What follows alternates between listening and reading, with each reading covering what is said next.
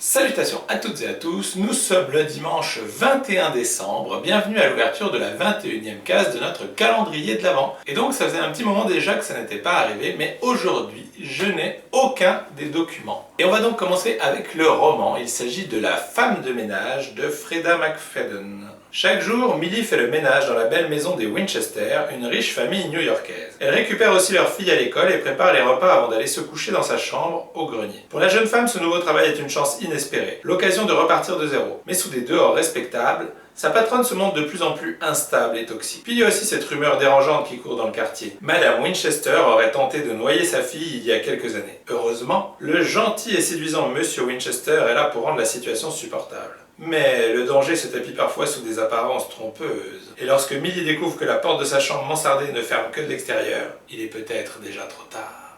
Donc voilà, je pense que vous l'aurez compris au vu du résumé, il s'agit d'un thriller psychologique qui ne vous laissera pas indemne et qui a donc été emprunté 18 fois au cours de l'année. A noter d'ailleurs qu'il y a eu plusieurs suites à ce premier opus de La femme de ménage. Côté DVD, avec 6 emprunts, on a L'étrange Noël de Mr. Jack. Jack Skellington, roi des citrouilles et guide de Halloweenville, s'ennuie. Depuis des siècles, il en a assez de préparer la même fête d'Halloween qui revient chaque année. Et il rêve de changement. C'est alors qu'il a l'idée de s'emparer de la fête de Noël. Donc il s'agit d'un film d'animation, mais pas forcément complètement pour les enfants, en tout cas pas pour les plus jeunes, parce qu'il peut faire un peu peur, puisque la majorité des personnages sont plutôt des monstres et autres que l'on retrouve à Halloween. D'ailleurs, bien qu'il y ait Noël dans le titre, est-ce plutôt un film de Noël, d'Halloween, les deux, donc ça c'est à vous de voir comme vous le sentez. Mais en tout cas c'est un excellent film d'animation dans lequel le héros a envie de changer de vie et de renoncer un peu à l'horreur et la terreur qu'il inspire pour apporter de la joie et du bonheur. Y parviendra-t-il ?